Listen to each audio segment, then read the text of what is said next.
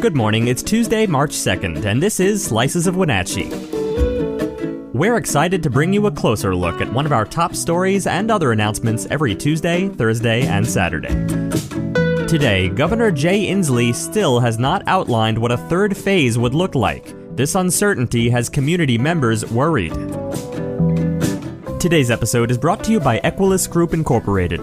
Equilus Group Incorporated is a registered investment advisory firm in the states of Washington, Oregon, and Idaho. Equilus Group Incorporated, building your financial success. Learn more at equilusfinancial.com, member SIPC and FINRA. Now our feature story. Governor Jay Inslee announced this week that no region in the state would shift back into Phase 1 of the Roadmap to Recovery reopening plan. Good afternoon. Good news today. Washington State continues to lead in bending the COVID pandemic curve downward. It continues to lead in saving lives, and today's announcement will continue in that vein. I'm really happy to say all 8 regions in our state are currently in Phase 2 of our reopening plan. And today I'm announcing a pause on any possibility that a region would go backwards. And we're making this pause in recognition of the fact that we've made incredible progress in knocking down the infection rate of COVID in the last several weeks. Now, we know we need to follow the science and the data in making these decisions, but I think it is clear that we have had enough success in the recent weeks to be able to put a pause on any alternative that regions would go backwards. So that's what we are doing today. But the governor has still not outlined what a third phase would look like. This uncertainty has community members worried. State Representative Keith Goehner said that if you want citizens to buy into a plan, it is essential we have one in place. A plan with an expectation of what is next so we can work toward that goal. But for now, Inslee said they are still evaluating next steps. During this weeks-long pause, we will evaluate the situation and work with our public health partners and stakeholders on how to continue going forward. So why are we doing this? Well, during the third wave of the COVID-19 pandemic, our rolling average for new daily COVID cases was approaching 3,000 per day. That has come down dramatically. Now they're in the range below 1,000 per day. So this has been a very significant reduction in cases in our state. Certainly, we will be talking to the restaurants. We will be looking at the variant science. We will be looking at the information that's coming in about the vaccines. We will be looking at the ability to have doses that we need. We're going to be looking at all those things, and certainly we'll be talking to the restaurants as well. Small business owners in our community agree that there is lack of clarity around when they'll be able to open at a higher capacity. For example, Mike McKee, the owner of Mike's Meats and Seafood Market in Pybus Public Market, said he envisions the next phase would allow restaurants at least 50% indoor capacity. McKee is also a co-founder of Restore Washington, a network focused around Washington tax issues that often strongly criticizes Inslee. He told us that with COVID-19 rates plummeting, there's really no reason to keep these restaurants at just 25%, especially considering most of them cannot survive or be profitable at 25%.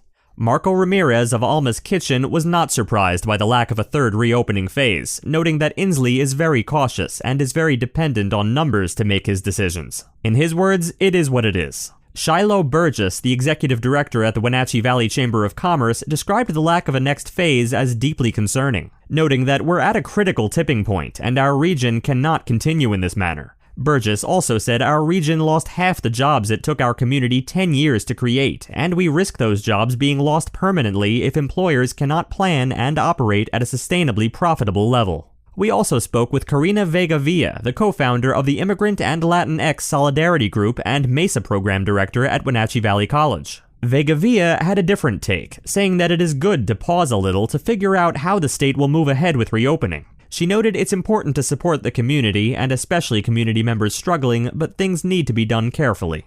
Either way, we'll keep you informed. For regular updates on COVID cases, vaccination sites, and of course reopening plans, visit us at wenatcheeworld.com. Here's what else you need to know about today. The state's mass vaccination site at the town Toyota Center is now prioritizing second doses. Still, some first dose appointments are expected to be posted to the state's registration site every Sunday at noon. You can call the state's hotline to book a time at 1-888-856-5816 or 1-800-525-0127. You can also book online. To find a link, check our vaccine resources update at wenatcheeworld.com. High-risk critical workers over 50 and people over 16 with comorbidities will be among the next population groups to be vaccinated in Washington, according to the State Department of Health. With vaccine doses still limited, thousands of North Central Washington residents have been unable to book appointments or have been added to a wait list over the past couple weeks. The COVID-19 community testing that was previously at the Town Toyota Center has been moved to the former State Department of Transportation building. Before we continue, a special thanks to our friends and sponsors at Confluence Health. The team at Confluence Health is grateful for the trust the community puts in them every single day. They are diligently working to improve the health and quality of life for our friends and neighbors. They are grateful. They are Confluence Health. Learn more by visiting them at confluencehealth.org. Next, judges chose Brooke Perez to be 2021's Apple Blossom Queen during the Apple Blossom Royalty Selection Pageant Saturday night at the Numerica Performing Arts Center in Wenatchee. The two princesses selected for 2021 include Cody Richards and Cameron Fowler. The Most Photogenic Award went to Brooke Perez, the Congeniality Award to Olga Murillo, the Community Involvement Award to Cameron Fowler, the Achievement Award to Cody Richards, and the Most Original Speech Award to Sofia Hernandez. The 10 finalists had been selected by judges at the end of January. That chosen group then spent 4 weeks at coaching and rehearsal sessions preparing for pageant night. Parts of the training included speech tips and walking lessons. Here's Darcy Christofferson, the Washington State Apple Blossom Festival Administrator, discussing the work and excitement that led up to Saturday's event. I think it's challenging because they have all this stuff in their head that they've been taught, how to walk to the microphone, how to step back, how to hold onto a flower. So that's all going in their head. But I also think there's a lot of excitement because it's like it's here and they're super excited for it to finally be here.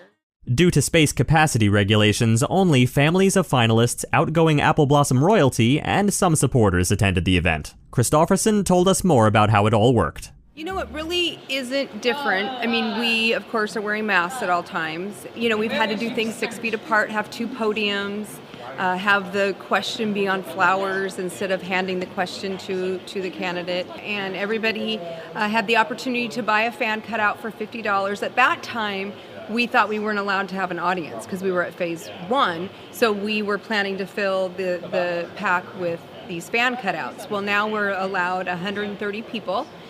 Well, I think they're super excited. I told this to the girls a couple nights ago, is they're just nailing everything and they're doing a really good job. And I think that's because they feel very confident. But I think they have the attitude of they'll be happy with whoever gets in. I think it's been a great experience for them because of COVID, that they haven't been able to do anything for 11 months with their family or their friends. So I think it's really been fun for them to be able to do something. And watching their dads with them and their escorts, that was fun for them to just do something fun. Congratulations, Brooke. Now, some local history. Wenatchee Valley History is brought to you by Neighbor. Introducing Neighbor, the Neighborhood Alliance for Better Understanding and Respect. We bridge the gap between local news and social media through quality community journalism.